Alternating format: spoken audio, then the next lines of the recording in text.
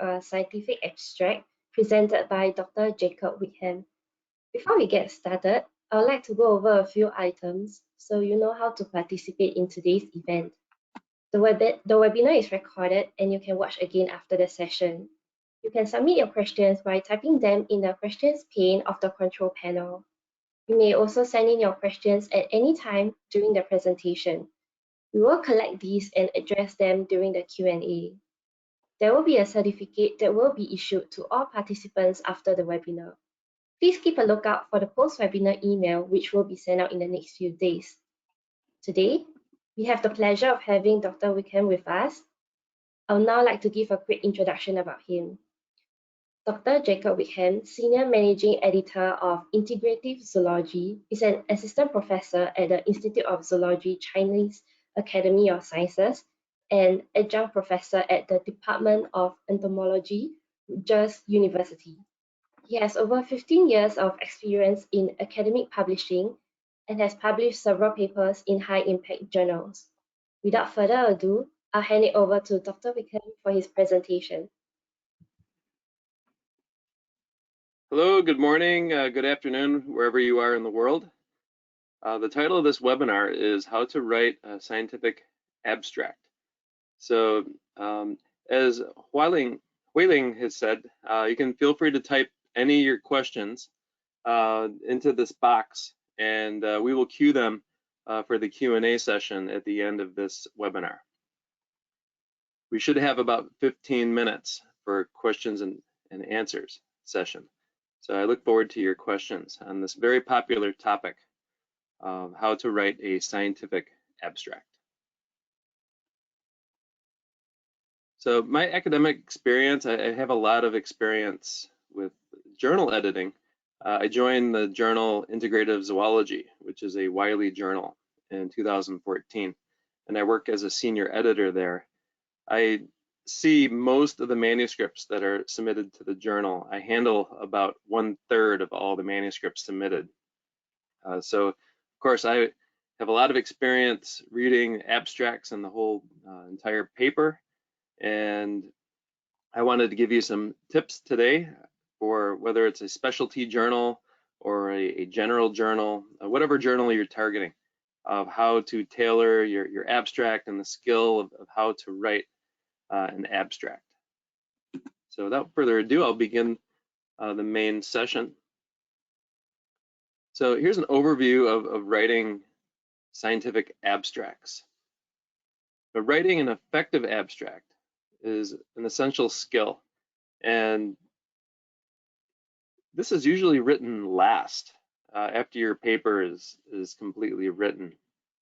So don't try to write your abstract as the first step to writing your paper, even though it does come first after the title. The abstract is the second most read part of the manuscript after the title, and it's the key determinant of whether the reader will read the entire paper. So it really influences the reader's decision and is one of the key determinants of whether or not they read the entire paper.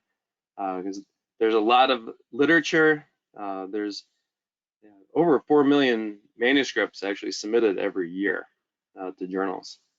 So that's a lot of literature, and any researcher has to comb through a large body of literature. So the abstract is really a key component. It actually helps to determine the reader, like not if the paper is good or not, or whether it relates well to their research. So you want to have all this key information in the paper. And as an editor, we make our decisions. Well, of course, we got to evaluate the entire paper, but the abstract can make a very good first impression. And we do have a bias, so we will base part of our decision to accept the manuscript on how well written or interesting your abstract is. And if the paper is excellent, and the abstract is very poor, sometimes we'll send those manuscripts back to the authors, so they'll be able to revise the manuscript before we actually send it out for peer review. So as an editor, we'll give you a chance to improve your manuscript if we really like your paper. And of course, reviewers, they'll get a good first impression on your paper. And actually, the abstract is sent to the reviewers when we invite them to review the paper. They won't be able to see your paper, but they will be able to see your abstract before they make the decision to review your paper. So I'll add that in as a key point. And as I mentioned a couple times already, the abstract should contain keywords and key information, so the readers can make the decision whether to read your manuscript, but also helps your paper to be discovered by search engines like Google Scholar and PubMed and the indexing services. I just gave PubMed as one example. So an effective abstract will enlighten and engage the readers. A lot of the very top journals, the abstract is written in a very general way, so it can engage a variety of disciplines and even the non-scientists. Like they'll read science and nature. So you want the abstract to be interesting and engaging and contain all the key parts, key components, which I'll get into later. So the abstract is essentially an independent part of the paper. The word limit is usually 250 words, but it can be more or less depending on the journal and the article type. The abstract should be clear, concise, and to the point. You should limit the use of abbreviations. If you do have an abbreviation, you should spell out the entire abbreviation, what it means, but keep in mind that'll count towards your word count. Usually it's written last, I already mentioned that. You'd write it after the entire paper is already written. And you want to consult the journal for instructions for writing the abstract, because this varies from journal to journal, and even on the manuscript type, it'll vary. So you want to consult your journal and see what type of manuscript, because there's different types of, what type of abstract for the type of manuscript, because you can have a structured manuscript, or a structured abstract, or just a paragraph form, unstructured abstract. So this is what editors and readers will expect. They expect the abstract to be well written. I didn't write that on the slide, and also be a summary, a very well written summary of the entire study in one single paragraph, or it can be structured if it's a structured abstract. And these are the key components. So if you have a pencil, you want to jot these down, and this will be one of the take-home messages from this webinar. Most abstracts will contain these components, and they're key components. So background, an introduction, the rationale, why you did the study, or why what you're studying is important. So the statement of the study problem. And then have the key methods, then key results, and the conclusion, which should be in your discussion. This will be a message that you will tell the readers time and time again. In the abstract, last paragraph of the introduction, if the paper has an introduction, and then your conclusions. So background, rationale, key methods, results, and conclusion. So most abstracts they must contain these components. So here's abstract. So just spell it out.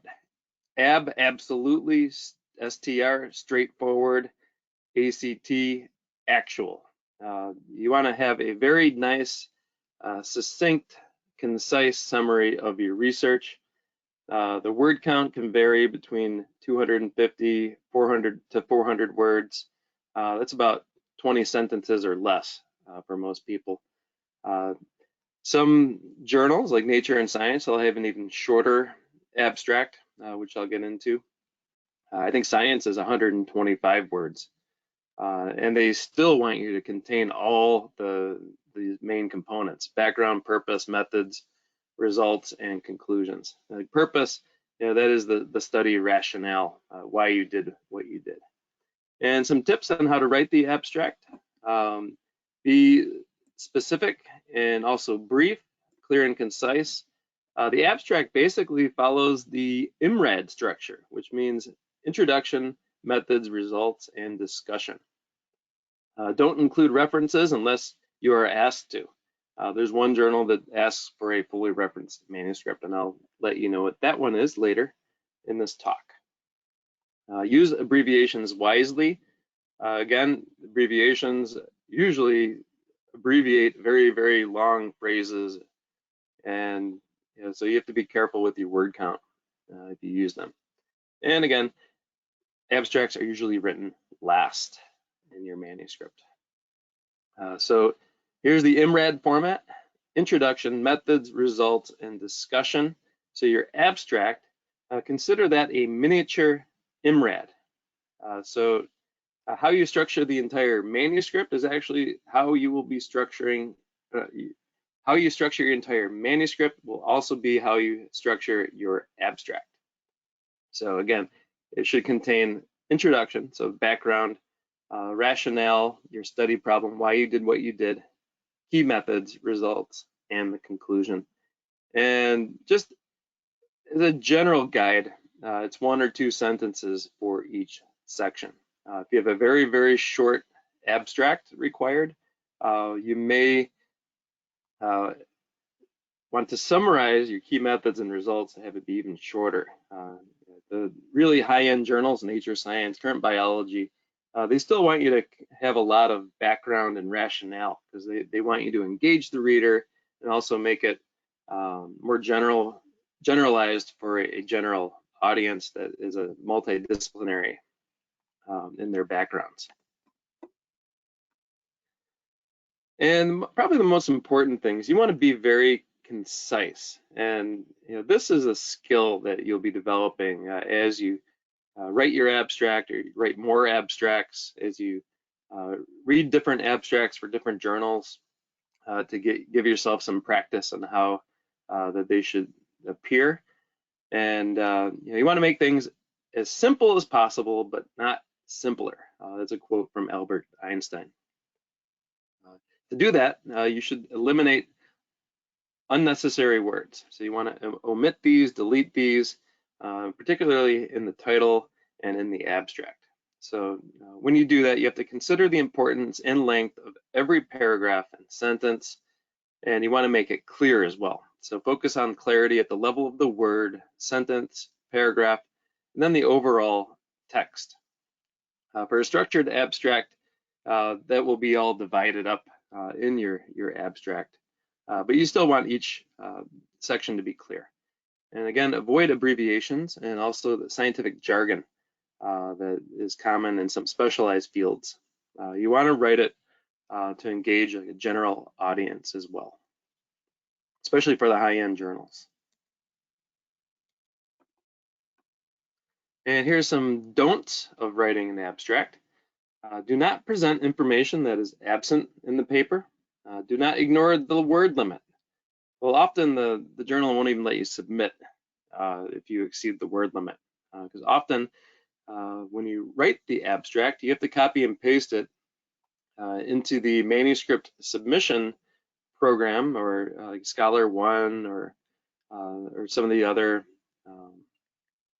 programs that the journals will use. Do not jump into the problem statement in the very first statement. You want to give context. So you want to provide some background information, a small introduction before you state your problem. And do not include abbreviations only like when necessary. You should include them. But in general, do not include abbreviations. Do not include citations, but there is one journal that will ask for a fully referenced abstract. And do not put in too much statistical data unless specifically mentioned by the journal.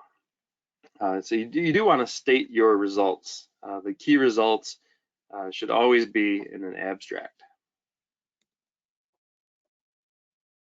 So getting to the main part of the webinar, and this is how to format your abstract. And we'll be looking at different kinds of abstracts that are required by journals, because this is a journal-specific requirement.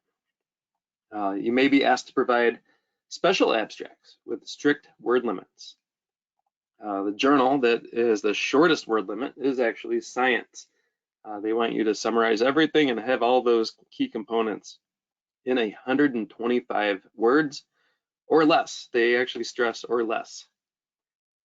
And we'll look at the different requirements for specialized versus general journals. And science is becoming more and more accessible, and it's more online these days. And some journals will ask you to provide a graphical abstract.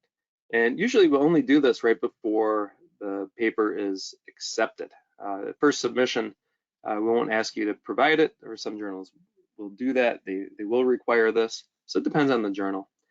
And a lot of journals are now moving towards video abstracts. Sometimes the publisher will help you produce a very engaging video abstract, and other journals will ask you to do it yourself.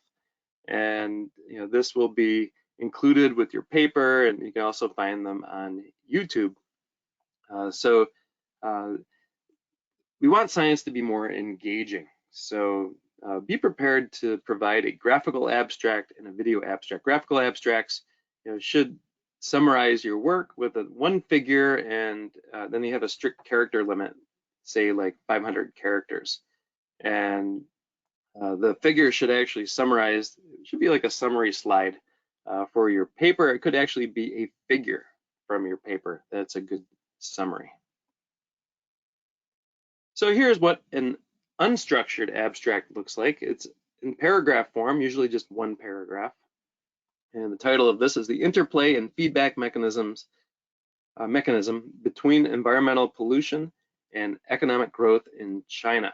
And you can see there's background material provided in the beginning, and then it just gets into, they have first, second, third, and fourth, and these are the main results. It's missing a conclusion. It does have the study problem. It's the second sentence is the rationale. So in order to address the dilemma, the problem between environmental protection and economic growth, a thorough investigation, and so on. So there's no clear structure here. Nothing wrong with it. This is a published paper, but you need to ensure enough information is given. So I think it has most of the components that journals will ask for. But yeah, there doesn't seem to be a conclusion statement in there. And there's nothing particularly wrong with that. I think it just depends on the journal. And here's what a structured abstract looks like. The title of this paper is View of Physicians on and Barriers to Patient Enrollment in a Multi-Center Clinical Trial. Then a subtitle, Experience in a Japanese Rural Area. So the structured abstract has defined sections, and it should have the full coverage of the paper. You can see pretty much as a miniature IMRAD in there. Introduction, methods, results, and discussion. These are generally easier for the reader to understand, and I think from an author's perspective, these are easier to write because you're allotted a certain amount of space for each of these sections. So again, the background is the introduction, then key methods, then you have your results. They actually put in some statistical values in there, some p-values in there. That's not always a requirement. I think it depends on the journal. This is a medical journal. And then a conclusion statement. And next slide. Okay, here's an abstract from Science. And keep in mind, it's 125 words. This is the strictest limit. And even though it's an unstructured abstract, it does contain all the key components that the journal editors and the readership is looking for to gain an understanding of the background. You can see that there's 3 sentences dedicated towards background, even though this is a very short manuscript, short abstract. And then a simple sentence for the purpose or aim of the paper, and then the key methods, then the results. They actually give the sample size in here, 44,000 hands of poker, and this artificial intelligence program, DeepStack, defeated professional poker players in Heads Up No Limit Texas Hold'em. And then the conclusion, the approach is theoretically sound and is shown to produce strategies that are more difficult to exploit than prior approaches. So it has all the key components. Everything's very concise and understandable.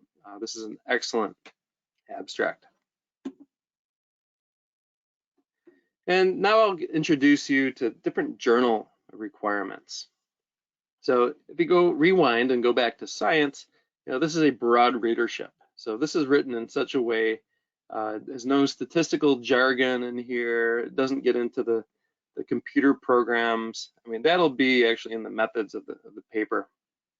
It's really written for a general audience. And the next three journals are supposed to be written, the articles in these journals are supposed to be written for a general audience. So PNAS, the Proceedings of the National Academy of Sciences, is the long form of this journal's name. This is straight from their website. The abstract, they expect you to have 250 words or less on the second page of the abstract. And they're very specific here. They want a very generalized abstract that targets the general reader and tells the reader the main contribution of the article. And the references, they're allowed in the abstract. They must be cited in full within the abstract itself and cited in the text. Again, you don't want to have a paper that's cited in the abstract and not actually referred to in the text as well and cited in the text.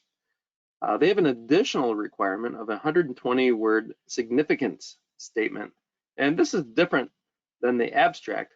This will actually have a statement to engage the readers, and this will be written at a very basic level, so it's understandable to undergraduate level scientists and people outside the field of specialty.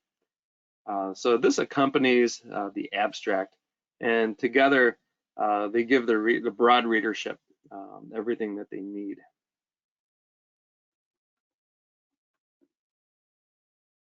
Okay, now get into science. This is the shortest of all the abstracts.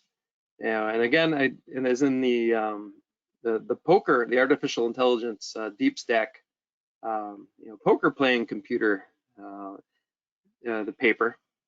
This is straight from the science's website.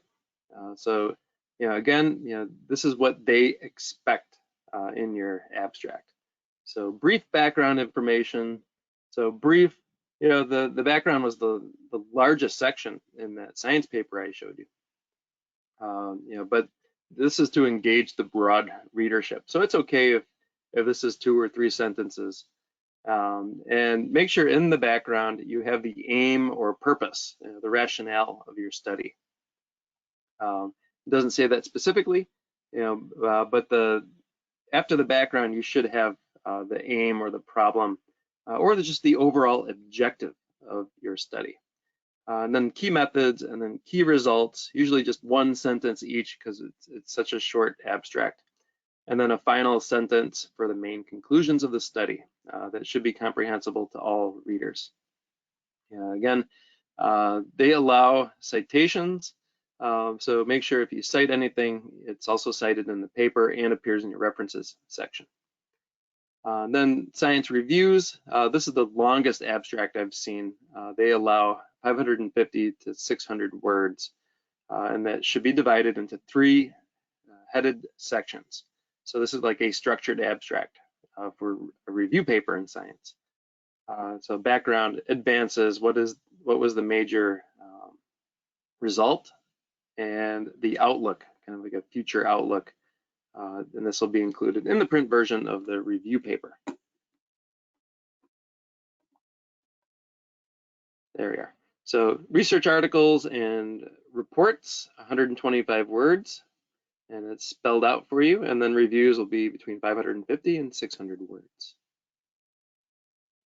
and getting onto Nature before I get into the other journals.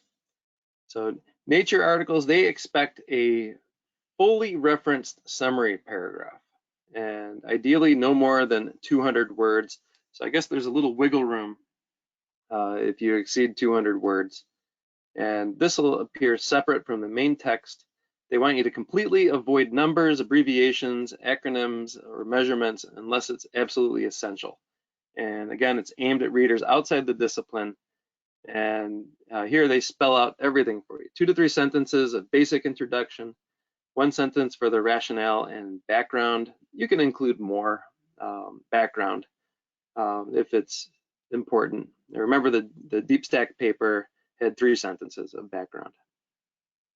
And then 2 to 3 sentences of putting results in general context, describing how the results will move the field forward. So, and on their website, they have an annotated example. You can follow that link, and I will show that link.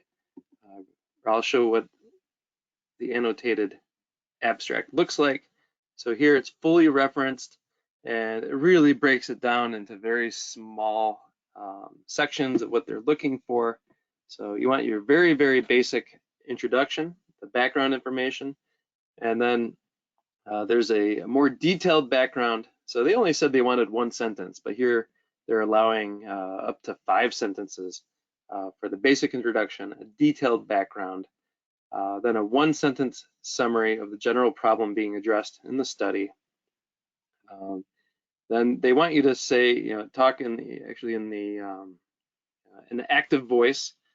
Here we show, or the equivalent. If it's a single author paper, I show, here I show, and then the main results that really drives the main results of the study, and then a main result. And here you can see that there's some units in there, nanoseconds per second, and they do have 1 abbreviation in there, but that is this EG5, and they spelled it out in the more detailed background. That refers to kinesin 5, and so that'll actually, where is EG5?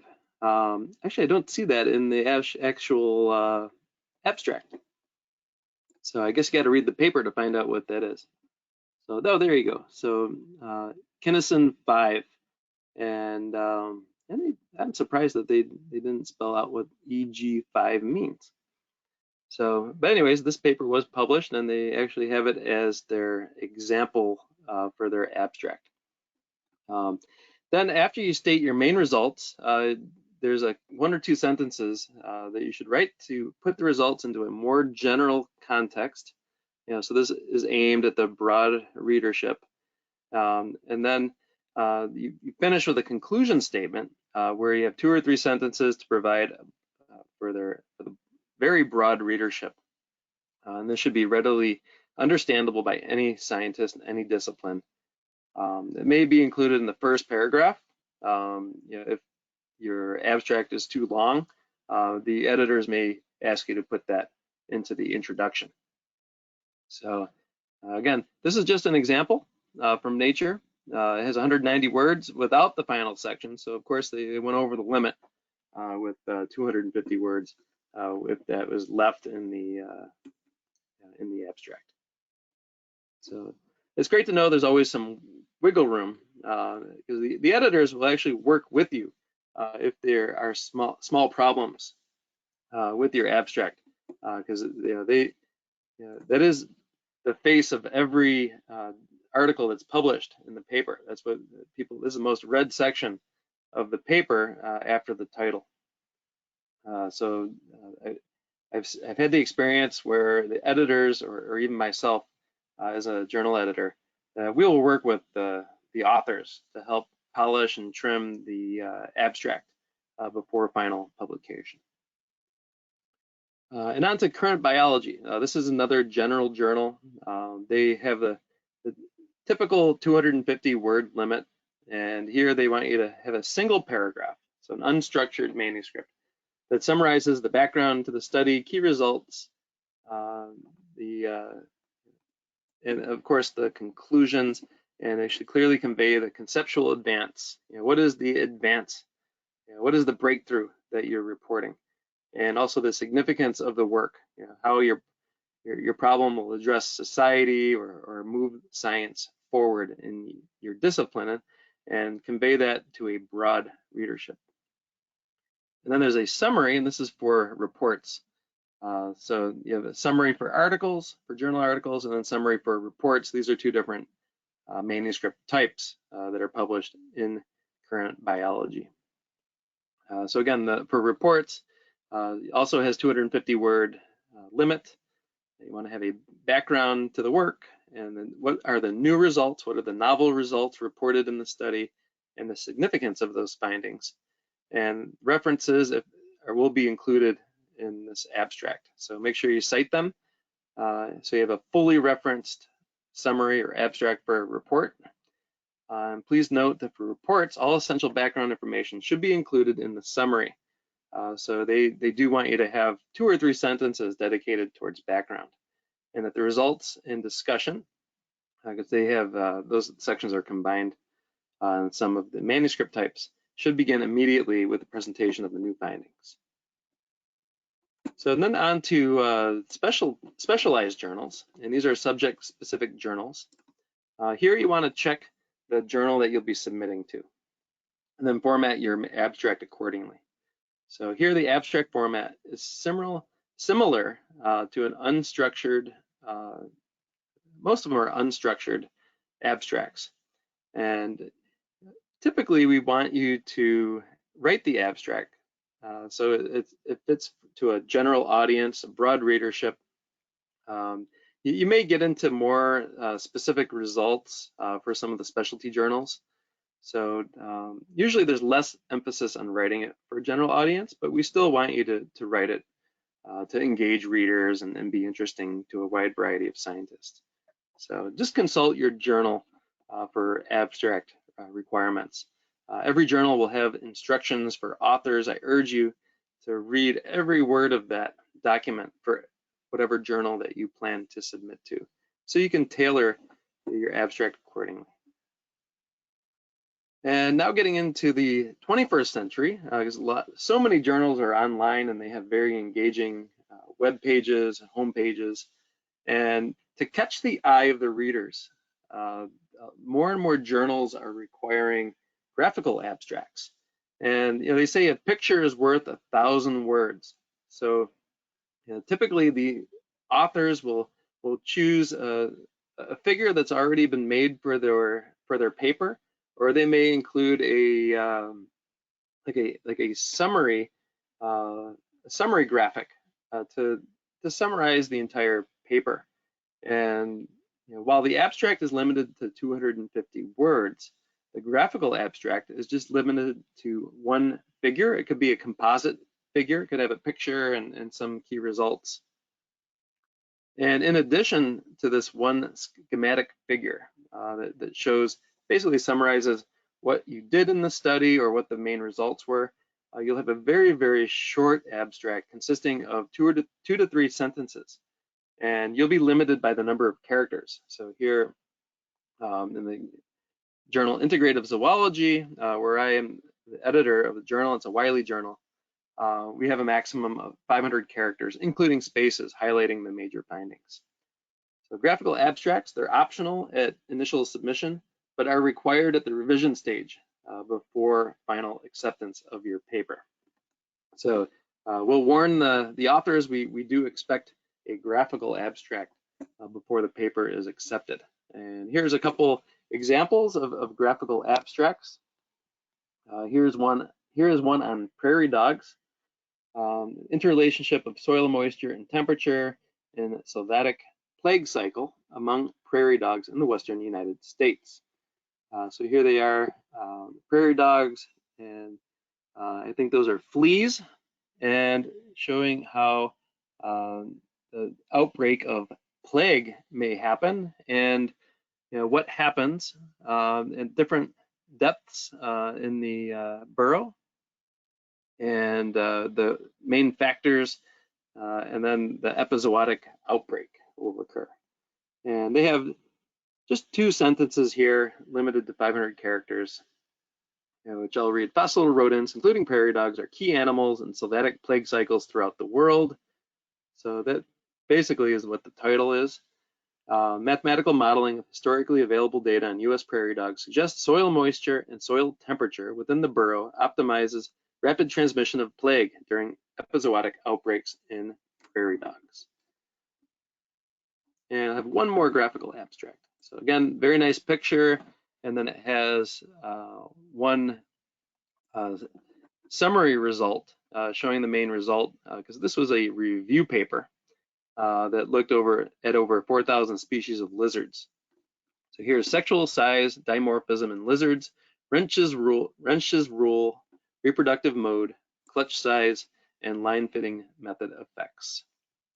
And I won't read this one, but this has 1, 2, 3, 4 sentences, and I think it exceeded the 500 character limit, but this is a review paper, so we allowed the authors some more leeway to include all the main results.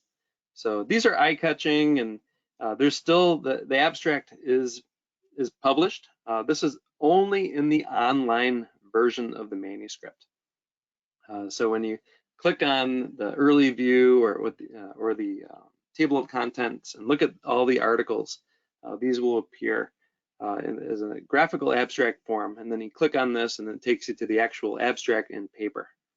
So again, these are nice, engaging summary slides for the paper. And some journals are even going further than that, and they ask for a video abstract. And these are usually only the high-end journals will ask for this because they really want to engage the broadest audience possible. And I'll move on to the next slide. So video abstracts. Sometimes the journal will help you, and if they don't offer you assistance, they'll offer you a lot of advice on how to do it yourself. So videos are a powerful way to communicate your research findings, and they have a proven impact on article usage metrics. For example, if you have a video abstract accompany your paper, you'll have 440% higher altmetric attention scores. So this is the paper will be picked up by social media or by news outlets, and that'll boost your altmetric score. And there's a full, more than 100% higher full text views on the Wiley online library. So these data are from any article that has a video abstract. So you can see there's already, it's engaging more readers and getting the article even more attention, almost 5 times as much attention on social media and also news outlets. So basically it makes your work accessible to more and more of your more people because it's eye-catching, and usually you communicate in very basic terms and make your research understandable for the general audience. And I'll go over a couple examples of video abstracts. Well, first of all, what is a video abstract? A video abstract lets you introduce your research to a very broad readership in your own words, because we want the authors to actually narrate the video abstract. And you can tell others why they should read your research. And the length will vary.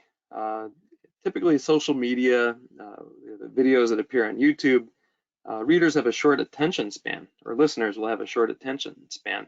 So 2 to 3 minutes is usually the limit for social media. One of the journals I'll show you actually has a 5-minute limit, and that really gets to not only tell the results of your research and introduce your research, but you can have some interesting and fun facts that are also included in the video. And this is becoming an increasingly popular way of getting others to engage with your research that's been published. And it actually boosts the number of times that your paper is downloaded or read and ultimately cited more. So your video abstract will be published alongside the text abstract online. And here's a link at the bottom that shows some tips on how to create a video abstract. So here's Advanced Materials. This is a very top chemistry journal that's published by Wiley. And here the editorial team will help you produce a video abstract that's 2 to 3 minutes long. So if you follow this link, you can see some of the video abstracts. And I have a screenshot of one of them for a recent paper. And these will be 2 to 3 minutes, and it'll highlight the key achievements in a recently published article. So these are produced in-house. Of course, you'll be playing a big part in the production of the video abstract.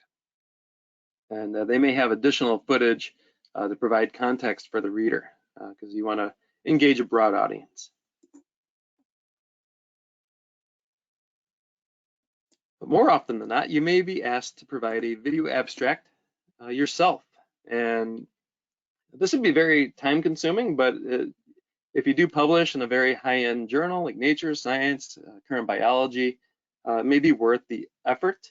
You may also want to blog about your research. There's a lot of research blogs. Some of them are managed by the publishers. For example, Nature or Science may have a blog that you may want to also write up something to promote your research. So you want to make it short, be natural, use your own voice.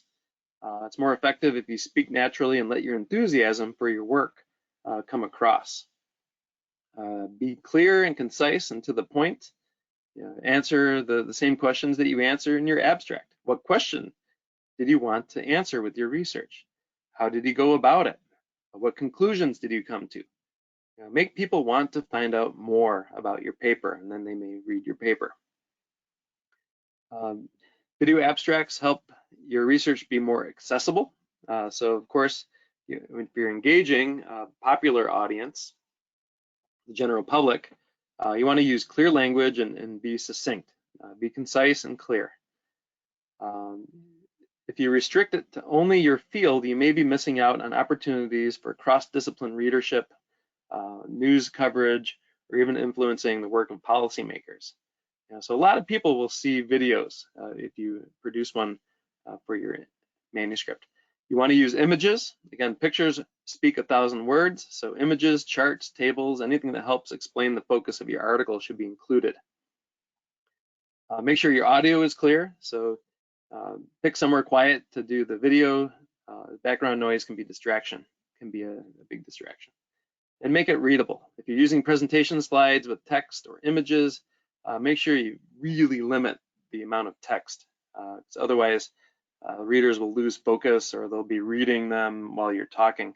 So you want to keep it very simple. And it's always good to have a take-home like call to action, like a take-home message. What you want people to read, not just look at your video, but you want people to read your article. So tell them what to do once they've watched the video, to click on the article and find out more information.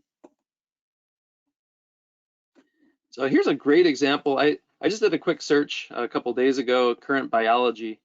They have 5-minute video abstracts. And this one was made by the authors, and I just took some screenshots of this. And here's a discovery. There's a praying mantis that has a hairworm that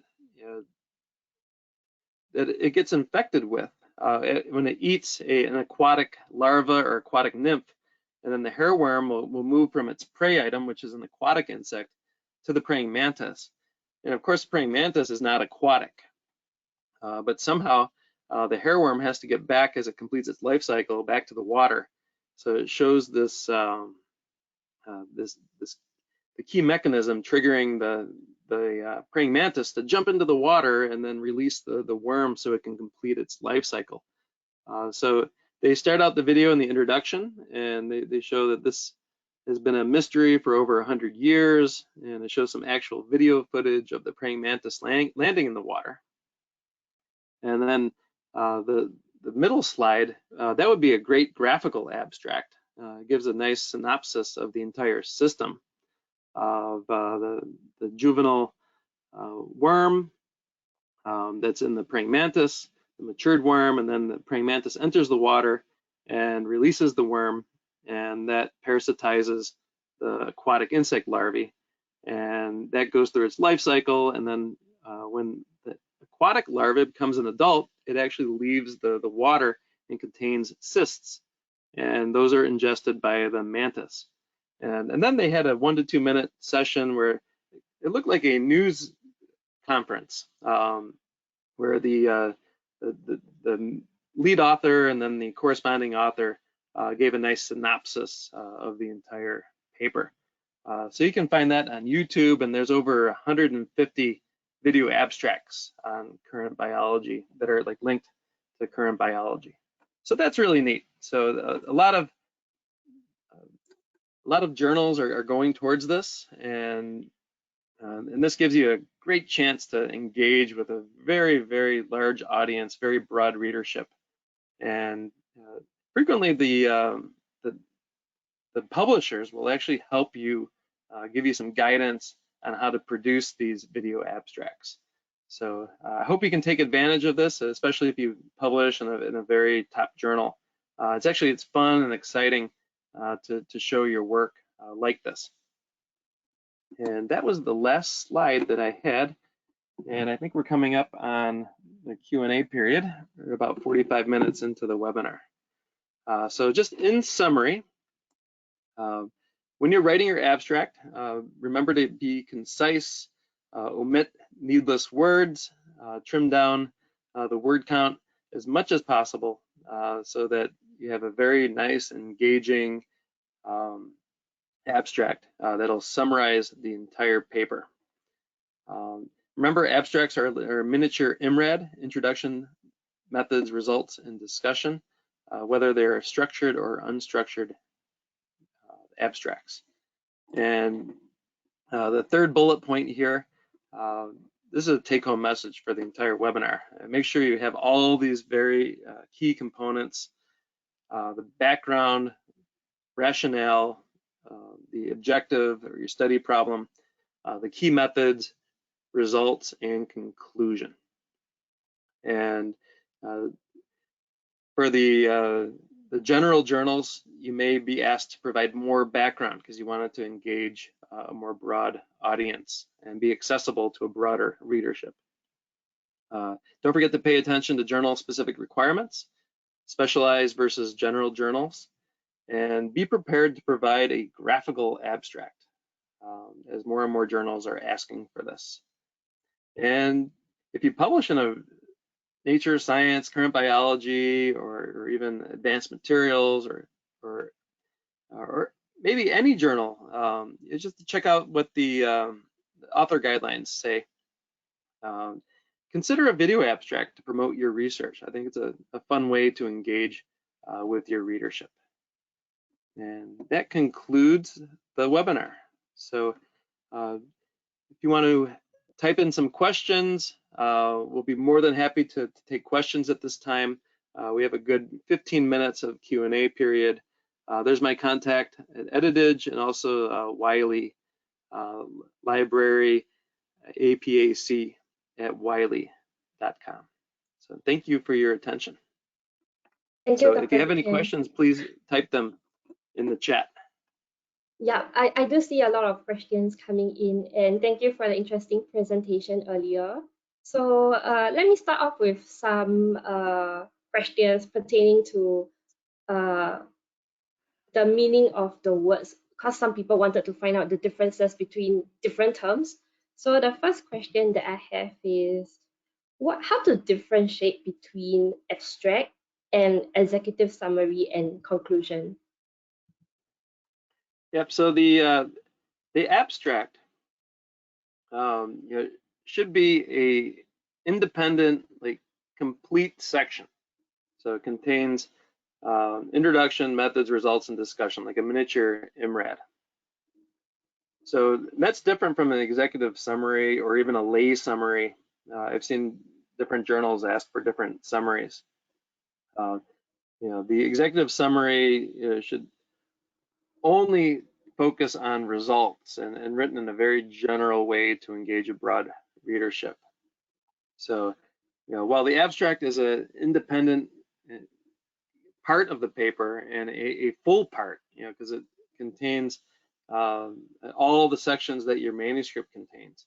And then the executive summary, they may ask for only results or maybe just one or two sentences of background and then a very generalized message of what your results are to a broad audience.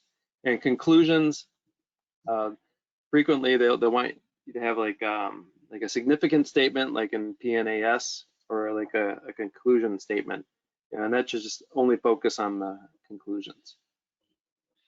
Okay, thank you for that. And just a note to everyone that I've actually uploaded the slides in the handout section on the control panel, so you can just download a copy to refer to today's presentation. So let me move on to the next question. The next question would be how to differentiate between an article and a report. Okay, so usually articles or reports, these they're clearly defined article types. So I think in current biology, an article will be longer. They'll have a longer word count that's accepted. And they also limit the number of figures. And then a report, they're typically shorter.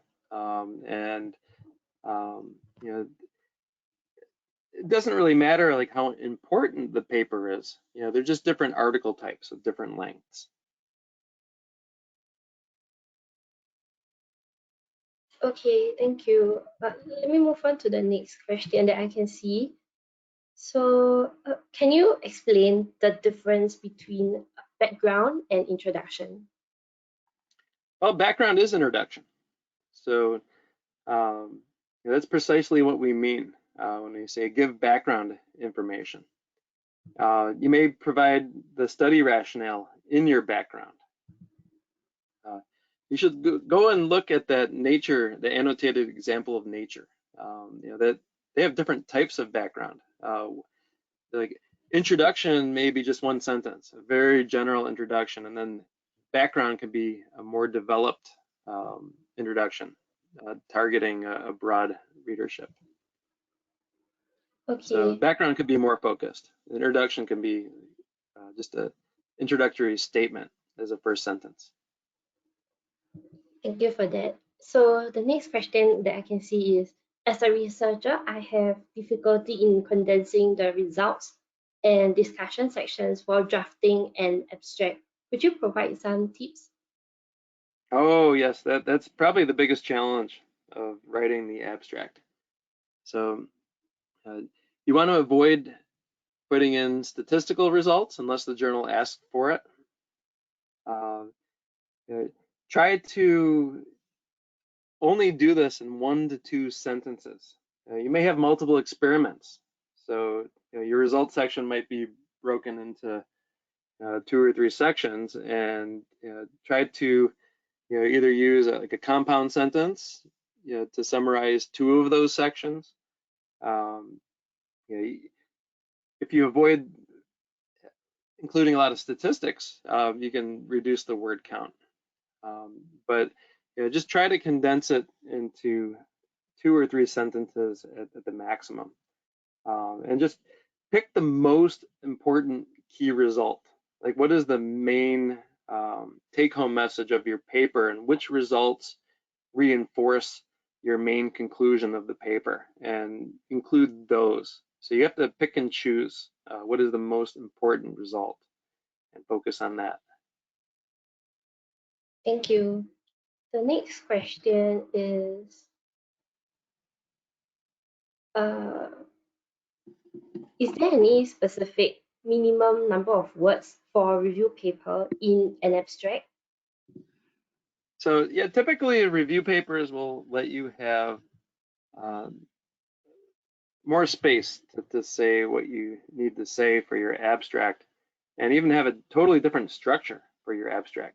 For example, the slide that I showed for a nature review, they allotted for 550 to 600 words, and there's it was structured as well.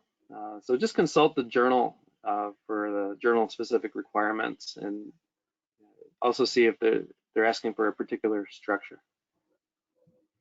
Okay, thank you. The next question, with the limitation of words for abstract, is it possible that we exclude some of the IMRAD structure?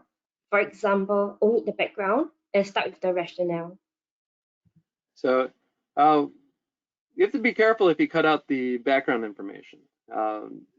Usually every abstract, they just want even just one introductory statement.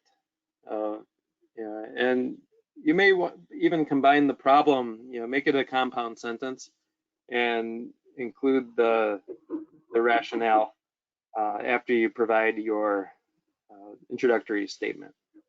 So yeah, that could be included in your first sentence, but don't forget to include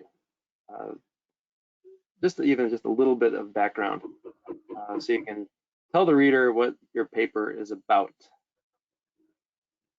Okay, for the next question is, for a paper that is a systematic review, would the abstract be written differently?